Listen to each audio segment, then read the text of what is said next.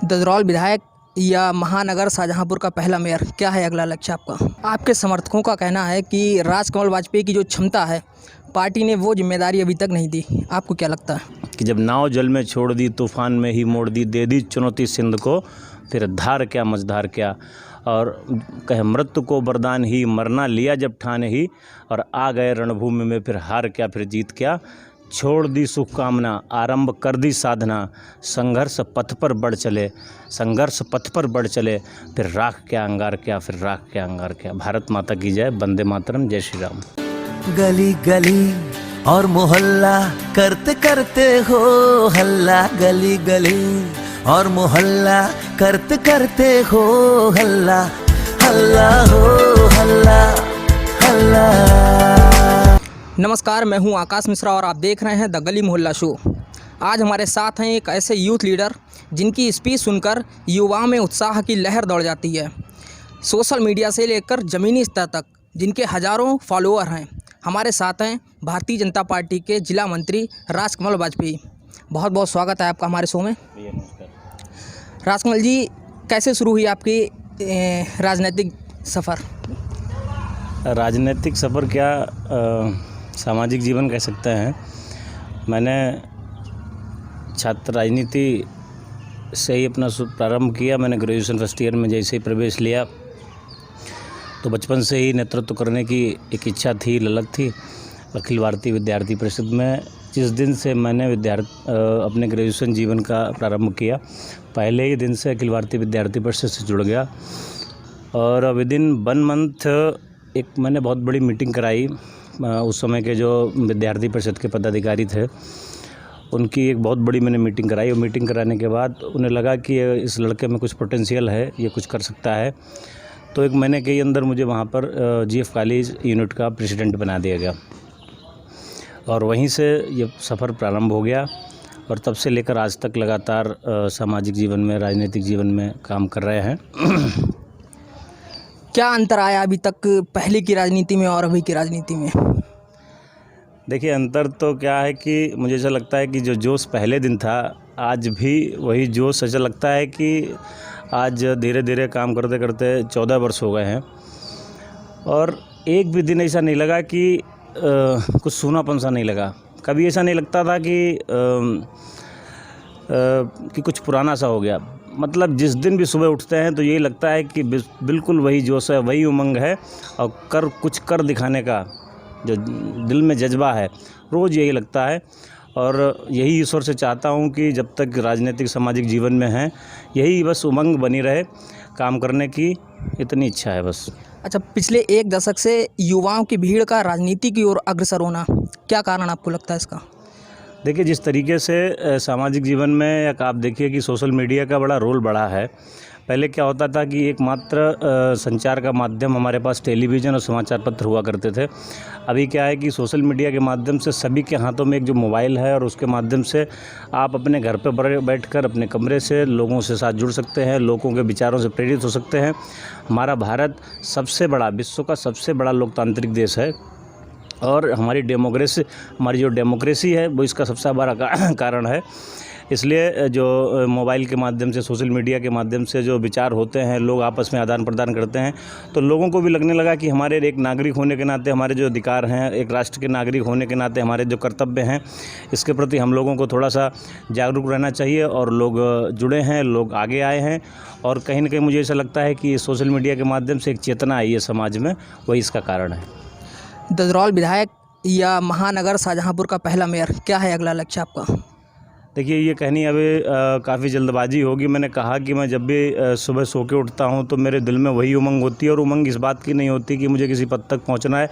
ये उमंग इस बात की होती है कि आज कितने लोगों के लिए लड़ाई लड़ सकते हैं, आज कितने नौजवानों के साथ कंधे से कंधा मिलाकर चल सकते हैं, कितने लोगों को न्याय दिला सकते हैं। मन में यही इच्छा रहती है। और राजनीतिक जीवन में जैसी समय आएगा, जो जहाँ तक पहुँचते जाएंगे, ये ईश्वर का आशीर्वाद है। लेकिन बस मन में इच्छा कुछ कर गुजरने की है। कोई पद या कोई ऐसी कोई मंजिल, कोई सीढ़ी, ऐसी कोई मन में अभी कोई इच्छा नहीं है।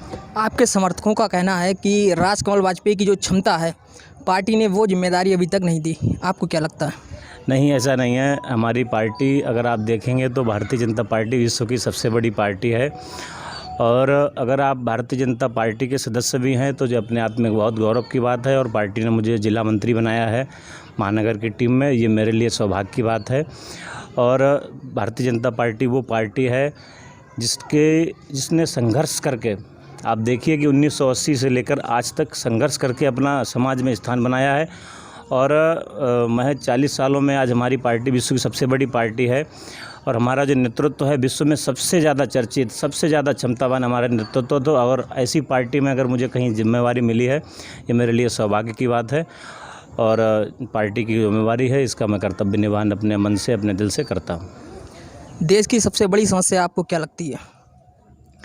देश की वर्तमान में सबसे बड़ी समस्या इस समय एक स्किल डेवलपमेंट की है।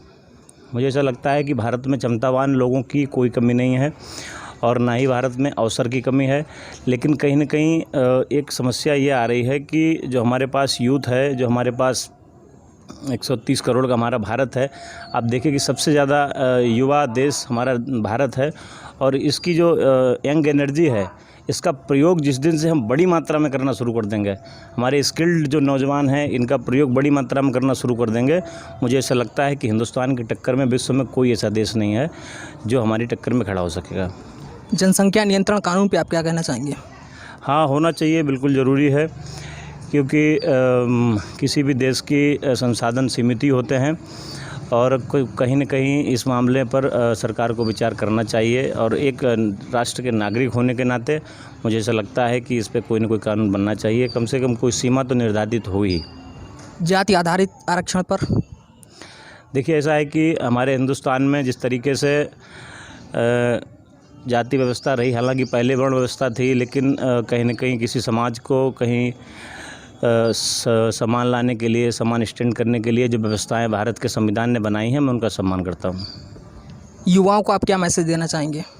नौजवानों को मैं यही संदेश देना चाहता हूं कि अपने सपने को पूरा करने के लिए आपके दिल में जो इच्छा है, अगर आपको लगता है कि आप कोई काम कर सकते हैं तो पूरे दिल से करना चाहिए, पूरे उमंग से करना चाहिए। अगर आप वो काम करेंगे, आप अगर पूरी शक्ति के साथ, पूरे सामर्थ्य के साथ, पूरी दिल से अगर आप उस क्षेत्र में आगे बढ़ते हैं तो ईश्वर भी आपकी मदद करता है। और मैं हमेशा कहता हूं कि रामधारी सिंह दिनकर जी की जो 4-5 पंक्तियां हैं, मैंने कई जगह बोली हैं, और हर बार मैं यही बोलता हूं कि है कौन विघ्न ऐसा जग में, टिक सके वीर नर के मग में, खम ठोंक ठेलता है जब नर, पर्वत के जाते पांव उखड़, और मानव जब जोर लगाता है तो पत्थर पानी बन जाता है। मानव जब जोर लगाता है पत्थर पानी बन जाता है। मेरे नौजवान दोस्तों, आप अगर तय कर लेंगे तो कोई भी मंजिल बड़ी नहीं है। बस ज़रूरत इस बात की है कि अब्दुल कलाम जी ने कहा है कि सपना वो नहीं होता है कि रात में सोते हुए आता है, सपना तो वो होता है जो सोने नहीं देता है। अगर आपके दिल में किसी चीज़ की कशिश है तो अपनी आंखों में उसे इस तरीके से बसाइए, निश्चित रूप से वो आपसे खुद चलकर मिलने आएगी, आपकी मंजिल आपके कदम चूमेगी। अगर आप सत्ता में आते हैं, जैसे अगर विधायकी में अगर टिकट आपको मिलता है तो आप बेरोजगार युवाओं के लिए क्या करेंगे? जैसे ददरौल विधानसभा क्षेत्र में कई फैक्ट्रियाँ हैं जो युवाओं के रोज़गार का अवसर बन सकती हैं, उसके लिए आप क्या करेंगे? देखिए, ऐसा है कि अगर कोई समय मुझे सेवा करने का मिलेगा किसी विशेष क्षेत्र में या विशेष पद पर, तो मेरा मानना यह है कि मैंने पहले भी कहा कि नौजवानों के लिए स्किल की आवश्यकता है। हमारे पास संसाधन भी हैं, हमारे पास नौजवान भी हैं। मेरी कोशिश रहेगी कि मैं ब्रिज बनूं, मैं एक ऐसा माध्यम बनूं को नौजवानों को और उन साधनों को एक साथ जोड़ दूं, उनको रोज़गार तक जोड़ सकूं, जिससे कि उनके जीवन में खुशहाली आ सके। कई कार्यकर्ताओं का कहना है कि भारतीय जनता पार्टी में कार्यकर्ताओं को वो तरजीह नहीं दी जाती है जो बाहर से, मतलब दूसरी पार्टियों से आए हुए। जैसे शाहजहाँपुर में 6 विधानसभा क्षेत्र हैं, उसमें पिछली विधानसभा चुनाव में 4 विधानसभाओं पर दूसरी पार्टी पलायन करके आए जो कैंडिडेट थे उनको टिकट दिया गया। क्या आपको भी ऐसा लगता है?